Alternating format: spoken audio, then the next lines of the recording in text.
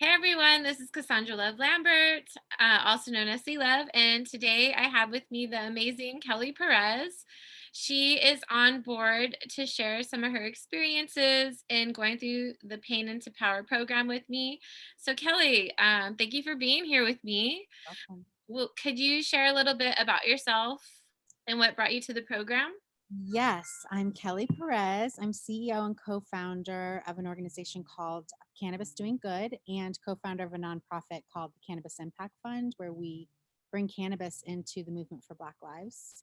Cannabis Doing Good, we build social responsibility efforts for cannabis companies, and we're really building a movement of racially just, environmentally sound cannabis companies that benefit community, right? We don't want legalization to just run away without any values, and we have values, and cannabis cares about stuff. So we really try to show up in the community that way. We also connect to the UN sustainability goals. So when we're talking about the global expansion of hemp and cannabis to international markets, they don't, have the drug war exactly like we do, but we kind of influence the drug war around the country. It's pretty harsh. And if we're talking about, renewable energy and the way that hemp can be used, food, fuel, building materials, replace rubber, and it's got such amazing potential. So that's really what we're trying to do: change hearts and minds and expand Black and Indigenous and Brown wealth, because the cannabis industry came from Black, Indigenous, and Brown people who aren't absolutely benefiting from the rollout now. So we work on that. That's so amazing. Yeah, thank Yeah. you. I came to the program because I'm super high functioning.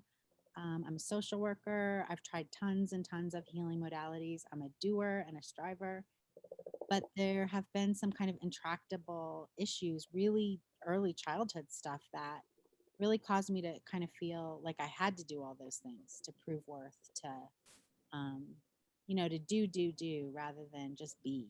And we all pop out divine and perfect. And I think I just needed a reminder to the places of myself that didn't have language, right? Yeah. So racial trauma and early childhood trauma, that I've done all kinds of things to try to clear that. And I just feel like with the program, I have new tools. And I didn't know that I'd be comfortable talking to Cassandra about racial trauma, honestly. But the similarities between racial trauma, physical trauma, emotional trauma, et cetera, are so similar. Very And, similar. and right. And you Mhm. were so not uncomfortable by the depth of the despair and the hurt that actually comes from 100,000 microaggressions, as well as really active racism. And I'm, pretty light skinned Black woman. For my sisters and brothers, it's much harder. So just trying to clear those feelings of shame that are the feelings that we have when we are traumatized, that you don't want to talk about it, you don't want to, and even talking about it wasn't releasing it. So what EFT did for me is give me tools to calm my nervous system and to provide a sense of safety for myself. That has been really, really useful. Very.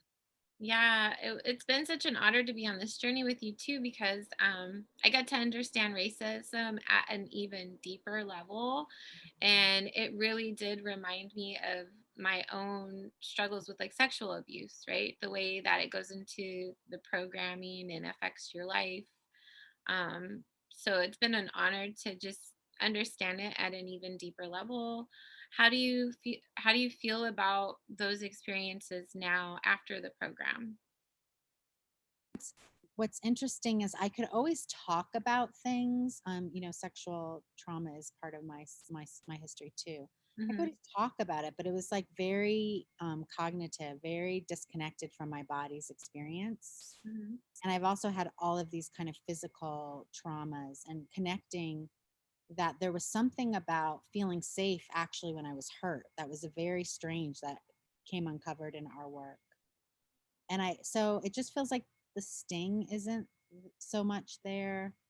The secrecy, even to my own self, about really what I was feeling doesn't feel like it's there. I didn't come to to tapping for abundance, for example, but it's come Mhm. through the work, and really just feeling so clear about I have everything I need. And healing is a journey. It's been a journey. I'm happy to do it. but I'm also part of the first BIPOC owned yoga cooperative in the country. So I'm in a community of healers, and I'm pretty fascinated about how do we figure out how to bring EFT around racial trauma to be something that we practice, Mhm. because there's no way of clearing the ongoing impact of one's nervous system Mhm. just through regular life or just through talking, saying it hurt. You Yeah. know, I found employing my body into it, knowing where I was feeling these things, and then noticing feeling them less, the intensity being less. Yeah, I would say too, it makes it more challenging to heal something when things that would trigger it are still around, right? Like you turn on the TV and you can see something and it get triggered, or you could walk down the street and you see something and it can get triggered because it's not like it doesn't exist anymore. So then you're just in a safe zone of like, oh, well, it's gone. So now I can heal. It's Yep. more like trying to heal in the midst of those type of things still happening, which makes it a lot more difficult. And it's even harder like if you're triggered, right, and you see something and it triggers you. And then so I just love how EFT helps us to recenter and work through the trigger so that we can be more at home in ourselves even amidst the triggering events or people or things. We still get to maintain our power amidst that, right? What would you say were the prices you were paying before working with me?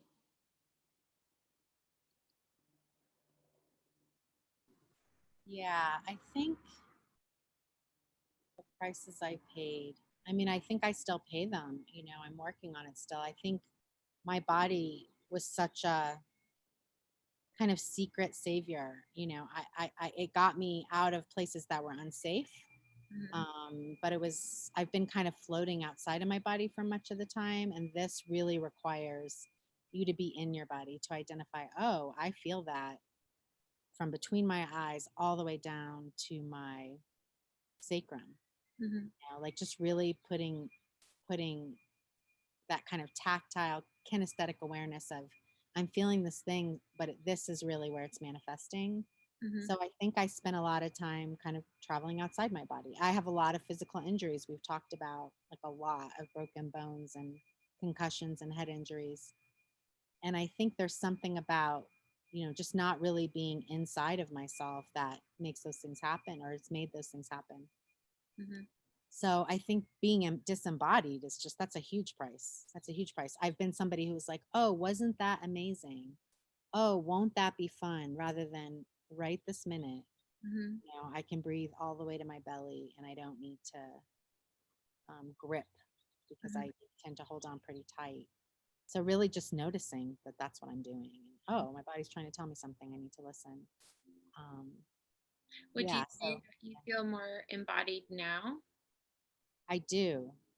And Mhm. I'm still very curious about, I've been recommended to have some medical procedures for pain and stuff. And I'm really feeling like I have more work to do around the kind of relationship for myself between pain and safety, Oh, which for is sure. just so weird. I mean, I just never ever would have considered that. And I'm someone who examines myself. I meditate every single day. I do yoga. I have a spiritual practice that I do every day, but that was just a weird thing I think that popped up in our work that is a something I need to keep being curious about. Mhm. And one of the most powerful things that we did together is really that first guidance you gave us to get the book, Mhm. and that kind of golden light prayer where you're bringing in, just divine light. I use that in my yoga when I teach you every day, every week.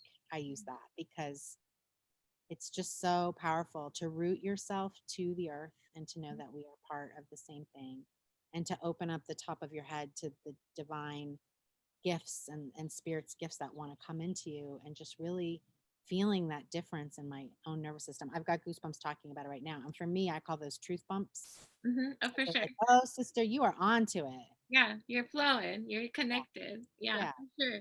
What would you say your biggest breakthrough and takeaway from the 8 weeks was? My biggest breakthrough is that I am a really powerful manifester, and I've certainly known that before, but I'm a really powerful manifester. And so figuring out dreaming bigger, you know, not striving, like just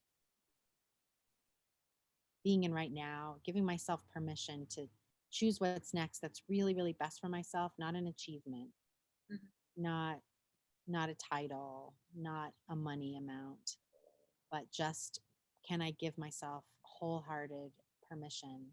And I'm going to.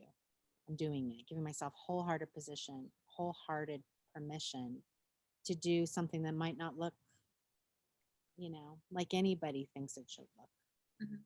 Just sitting still and being kind to myself and loving myself, and honestly really congratulating my system, my body, my guides, my teachers for coming to now, right? I'm like, gosh, I'm not grown yet.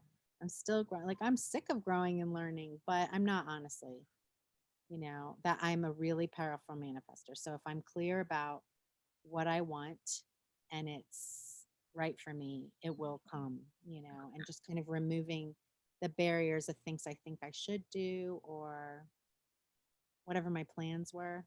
Mhm. I want to like use all my gifts.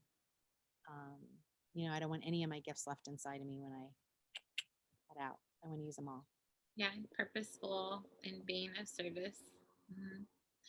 I would, if someone was watching this and they were like on the fence, like maybe they've seen me post about EFT or my circles, Mhm. and they were curious but maybe a little scared, right? Because it can be very vulnerable to reach out for help or even to reach out for something that could possibly make them grow or support them on their journey. What would you say to this person?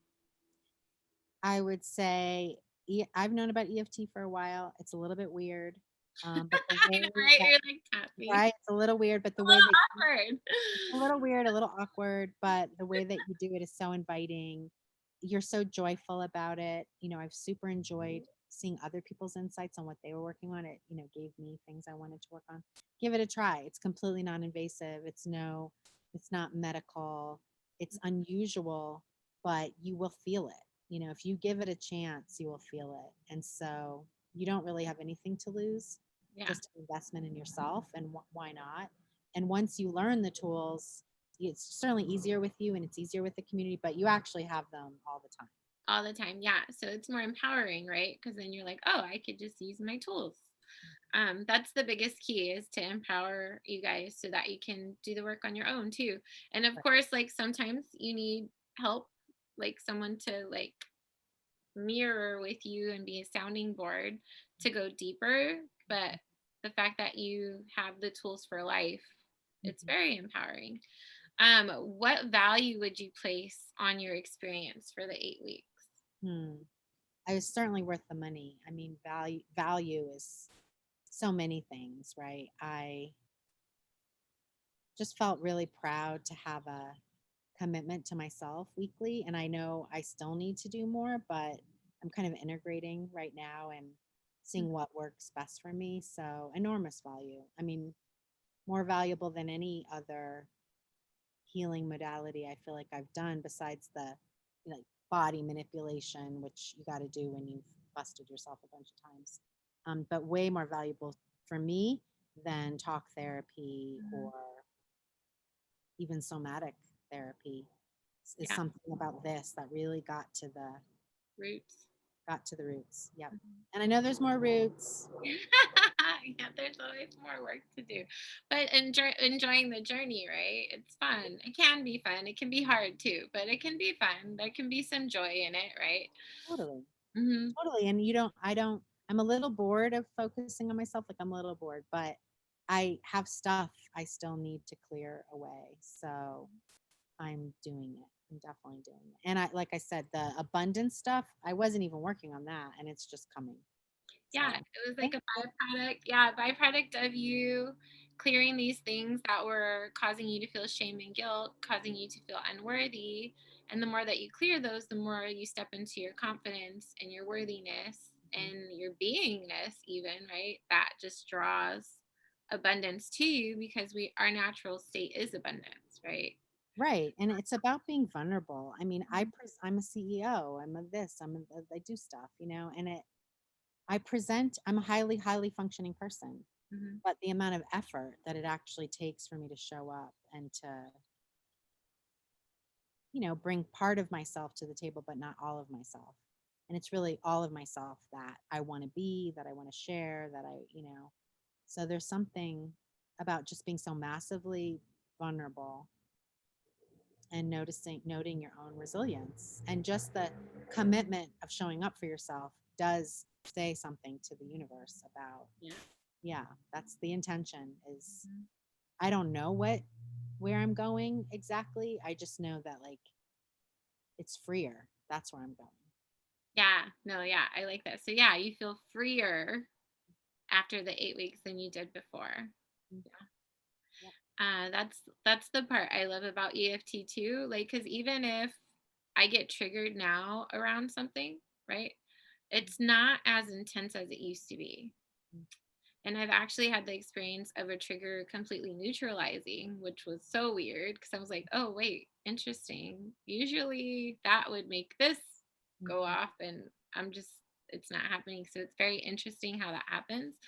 Mm. Um, is there anything else you want to share or that's coming up for you? Yeah, I mean, compassion is what's coming up for me. I mean, I had a new concussion while we were working together, and it's just so clear that we have no idea. Most people are trying the best that they can. Mm-hmm. Most people are, just trying to get through. And so having compassion for myself, something I practice all the time, and having compassion for others, that we don't know folks' stories, Mm-hmm. right? And so many people can't even reveal their own stories to themselves. And Yeah. I feel very grateful that I know my story, and I'm really proud of who I am. And while I wish I could have changed some things, not if it would make me different. Mm-hmm. I really love who I am, and I'm still working on that relationship, but it just gives you so much more space to love other people when we're all really all just trying the best that we can, and Yeah. being honest with ourselves. EFT it makes you be a little bit more honest with yourself. Like, you don't even know that thing is bothering you so much. Mm-hmm. You didn't even know that thing that teacher said, or Mm-hmm. the shame that you felt from whatever, and just really acknowledging, oh, you know what? And it's okay, sweet girl. Like, you're doing the best you can. So I'm super grateful. Yeah. Yeah. That's my part that I love about EFT the most is it's not about bullshitting yourself into something or out of something. Like a lot of modalities or like things try to shove all the positivity on top of how you really feel, Mm. but that doesn't Mm-mm. No. create the space for the healing or the release. It's just being really bluntly honest. Like that fucking pissed me off and I Yep. feel it in my heart Yep. still. Yep. And I don't want to feel that thing, but Yeah, honestly, and I don't want to feel it, but I feel it and I love and accept right, myself anyways, right. right? Yeah. That's right. It's not like, I use mantras and all kinds of things to remind myself, I'm intentionally letting go of my past. I'm opening my heart to this joyful life that I have, but I'm not bullshitting myself.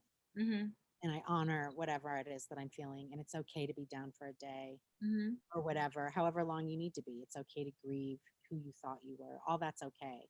Just showing up for yourself is just such a value. I mean, I'm a mom of 5 people. Like, all I want is for them to trust themselves and trust their choices. And Mhm. of course, you're going to blow it, but don't blow it with yourself.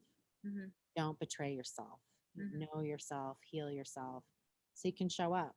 You know, And if you do betray yourself, this is how you get back. this is how you get back. This is how you get back. But knowing yourself, like, even knowing what your boundaries are. If Mhm. you had the start you and I had, like, boundaries were not clear, that I deserve, I'm leaving this place because it makes me feel bad. I'm Mhm. not having this conversation again because it's painful to me. I'm not avoiding, I'm just, like, giving myself some space. Mhm. Yeah. Is there any last pieces or do you feel complete?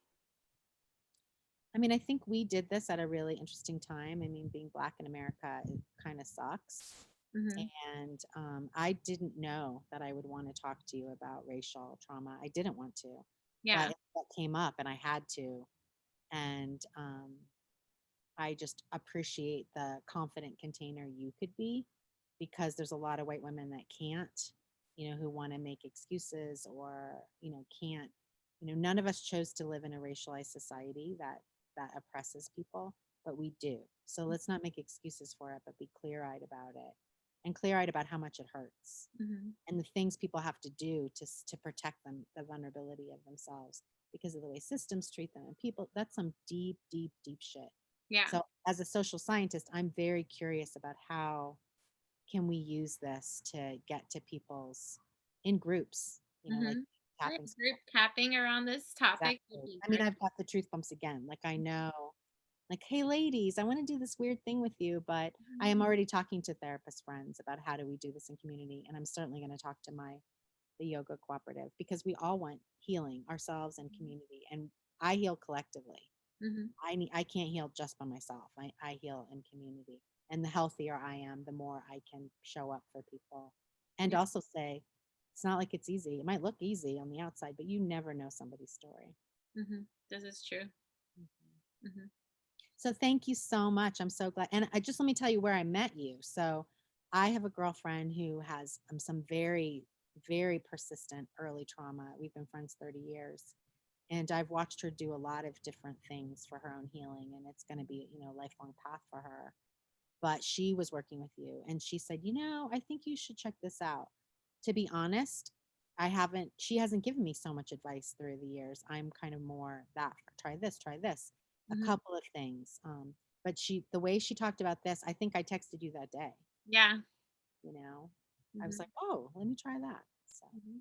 there's something about not having language associated with whatever your early stuff was, that talking about it all day long just doesn't do it. Mm-mm. It doesn't. In fact, it can reinforce the neurons firing and the emotions stuck in there. So then it just makes it even more Mhm.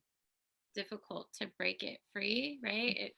That's why Mhm. tapping is so powerful, because even if you're just tapping while you talk, it Mhm. literally supports the pathways breaking up, Mhm. and it supports reshaping your brain. So even if you don't go through a whole sequence, right? And you're Mhm. just tapping on the points and talking, it Mhm. still does more to shift an Mhm. experience or what you're going through than Mhm. just talking, like talk therapy. Mhm. Hmm. Yeah, I don't want to talk. Yeah, you're like, I'm done I'm bored talking. of this story. This story's boring. I don't want to hear the story anymore. I want a new story. Yeah. Yeah. So, thank you so much for being so vulnerable and sharing with us so openly today. And I just appreciate the work we've done together so deeply. And thank you so much for being here. Thank you so much. And keep on trucking. I know you're still doing your own work too. And Hmm. it's such an amazing, it's an honor for you to share that you're still in it. Oh, for sure. But Yeah. this really worked for you and you want to share it. Like that's just that feels really good to do that with somebody. So thank you Mhm. so much. Yeah. And I miss you. I miss you too. I'll Yeah, see you at the next circle. for sure. And we will talk soon. Sounds good. Bye, sweets.